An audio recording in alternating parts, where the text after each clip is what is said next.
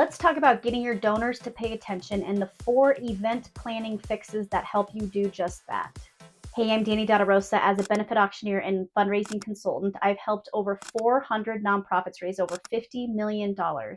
And I've had this conversation many, many times with my clients to help them understand that there's these 4 event planning decisions that will even have the most engaged donors or polite human beings not able to pay attention during your program. So let's get into them.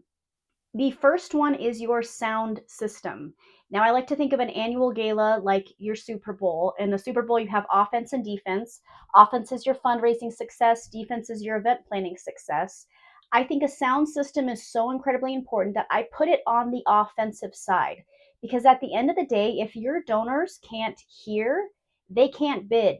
If they can't engage with the mission moment video, it's not going to pull on their heartstrings as much. It's not going to help them connect with their why as much. It's not going to help you engage the new people at your event to be long-term donors. Now, too many times I've heard my clients say, well, we plan on using the band's speaker, or it should be fine in the room. We tested it when nobody was in there. But the fact of the matter is that a gala, especially during your auction and your paddle raiser, it's a unique type of circumstance.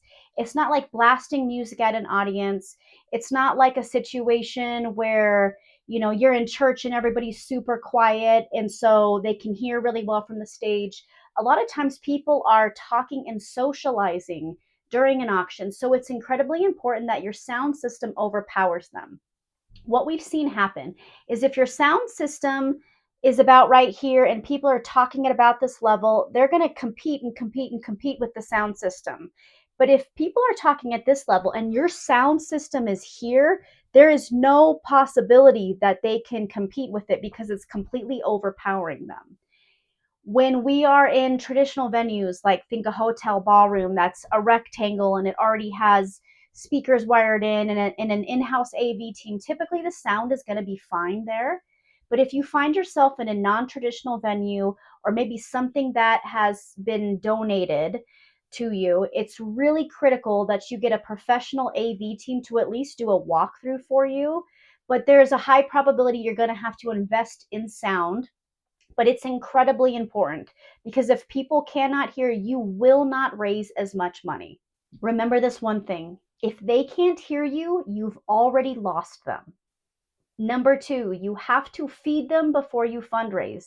Dinner service is one of the greatest interrupters of programs to keep them on time or to have us lose money or make it really difficult for donors to pay attention. So it's really critical that you have figured out how to get them to eat first before you start your program, and especially your live auction and your paddle raiser.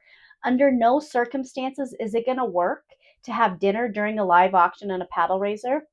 And it's also not going to work to clear plates during those times, especially your mission video and your paddle raiser. That part of your program needs to be protected at all costs. So there can't be any extra movement or things happening during that.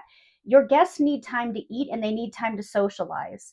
So there's kind of 2 scenarios. On the one side, if you do heavy apps in your cocktail hour, that works really well. Get them really well fed and then figure out how to get a captive audience after that and do your program at that point.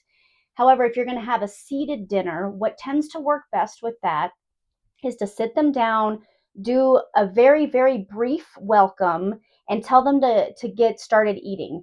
And in terms of the food layout, having a preset salad and a preset dessert ensures that the dinner is going to go by a lot more quickly and the servers can get in and out more quickly. So after you have welcomed them and you've told them to start eating, give them plenty of time to eat their salads and their entrees.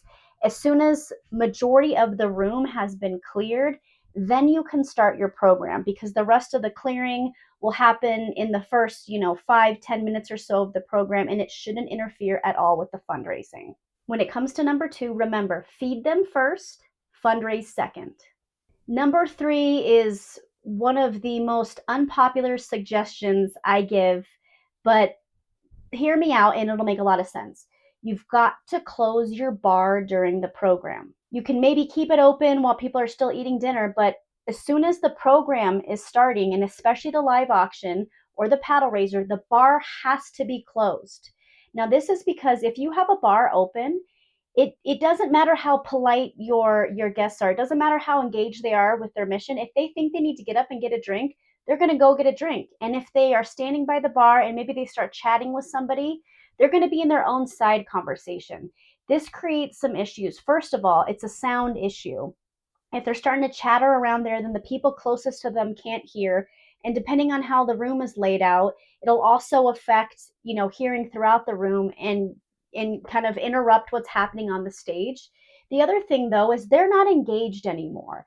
They're not engaged with your videos, your speakers, or anything you're trying to show them or present to them about your mission. And when it comes time to raise their paddle, they're not available to raise their paddle. So it's a huge issue. I have been at even small events on weeknights, and even the executive director, who has a ton of skin in the game for the gala, has gotten up and gone to the bar during the paddle raiser. It's just a temptation, and it's hard to resist, and it's hard to realize you're not supposed to go do it. So you want to keep the bar closed at all costs. Now, one objection I hear to this is, we like to get them nice and liquored up so that they're more generous and they raise their paddle. That's all fun to discuss and talk about, but the fact is that whiskey opens mouths and stories open wallets. There are so many people who don't even drink, as an example. And, getting people more drunk isn't necessarily going to make them more generous. It might make them more unruly, and there's a really good chance of that, or it might make them check out. The reality is you want people captivated and paying attention to your program, and you really want to open their hearts, and that's the best way to get them to raise their paddle. Now, the other objection I hear is, usually my donor has somebody in mind, X, Y, and Z, big donor, sitting at table 2 is going to be really frustrated if they can't get up and get a gin and tonic or a whiskey Coke or whatever it is that they drink. Now, to that, I asked you, if that donor asked you to bring them a $10,000 whiskey on the rocks to their table, what would you say to that? Clearly you would say no, and that donor would never ask you that anyway, because they're there to support your mission. But the reality is that if you keep your bar open, you are losing thousands of dollars by keeping that open. So it's like every drink costs you thousands of dollars to have those donors get up and get them. So I know it's not popular, but you have to close your bar, and it's best to give people notice before you do. So what that would look like is, maybe we were going to start the program in about 5-10 minutes. The MC would get up there and say, hey, everybody, we're getting started in about 5-10 minutes. We're going to be closing the bar during the program, so please get up and get another drink if you'd like one. Remember this: pause the bar, protect the mission. Number 4 is that you have to design a room and a layout that allows for a captive audience when you need a captive audience. When we have a seated meal, assuming, our bar is closed and dinner is done and everybody's sitting at a table, that tends to be a very captive audience. As long as the stage is front and center, our sound system works well, the lighting is good. However, if we have a different kind of an event, maybe where there were heavy apps, maybe it's a Top Chef event where people are going all around the perimeter of the room and they're sampling food, maybe it's something more along those lines. It's important that we design the room so that when we need a captive audience during the program, and especially during the paddle raiser and the live auction, that we're able to get a captive audience. So for one of these types of more standing events, that might look like rows of chairs sitting right in front of the stage and then high tops surrounding that, so that, the people sitting are still able to raise their paddle, and then anybody at the high top, they're able to put down a drink or something and raise their paddle. A layout like that really works well. If you have to stanchion an area off in the room and filter everybody into it before the program, that's another thing that works. That works especially well at a Top Chef event. Otherwise, people are going to stand off in the perimeter. They're going to stand by the food stations, and they're not going to be nearly as engaged. So it's incredibly important that you reverse engineer from the time that you need a captive audience, and you figure out how to set up the room and get the people to move to those places. Having a good MC or even your auctioneer pulling people in to try to get them to sit usually works well. And then in some cases, you can have a lot of fun with it. You can incentivize, anybody who sits in these front row seats. You're going to be entered in to win a bottle of wine or some tickets to a local sports game, and you could number each chair and you can pull it out of a bag. You can make it fun and you can try to incentivize them to come sit.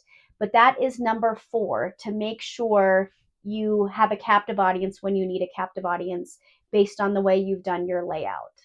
For this one, remember that great programs need captive rooms. Okay, let's recap. Number 1, if they can't hear you, you've already lost them. You have to have a great sound system. Number 2, you want to feed them first and fundraise second. Organize however you're feeding them and doing dinner to make sure that it is all complete by the time you are starting your program. Number 3 is to pause the bar and protect the mission. There are no circumstances in which having an open bar is going to help your program or support your mission more. Just figure out how to close that bar and get it opened right away after that. And the last one is that great programs need captive rooms. So make sure that you have organized your layout and your seating and your entire plan to have a captive audience when you need a captive audience.